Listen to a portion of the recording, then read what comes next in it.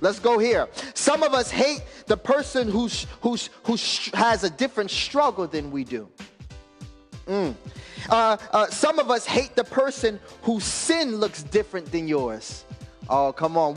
I'm coming down to judgmental folks lane now. I'm talking about people who suffer from different sins. I'm talking about when we be in church worshiping God, but when a homosexual comes in there, then we got hate. Ooh. Y'all don't like me now. We're gonna come down the street. I'm talking about those of us, but when we see the lesbian come into our church, we don't like that person. Or when the cross-dresser comes in, or when the wino or the woman who you could tell just came out of the club, or the woman who just came from the corner, that we don't like that. But don't you know that, come on, I'm talking to the Christians now, don't you know that your hate will never cure them of their sin?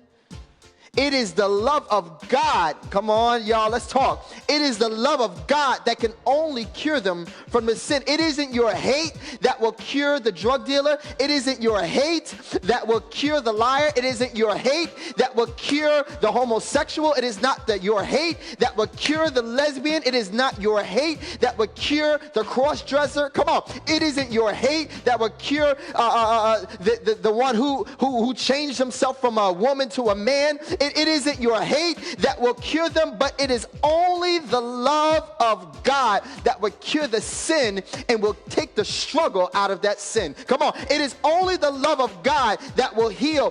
There was a hymn that we used to sing that says that I was sinking deep in sin. Come on, y'all. Far from the peaceful shores, very deeply stained within, seeking to rise no more. And the song says, love lifted me. Come on, y'all. It wasn't your hate. It wasn't your bigotry. It wasn't your bias, but it was the love that lifted me when nothing else could help. Come on. It was the love of God that lifted me. 1 Peter chapter 4 says it is the love of God that covers a multitude of faults and sin. Romans 8 says that nothing shall separate me, what? From the love of God.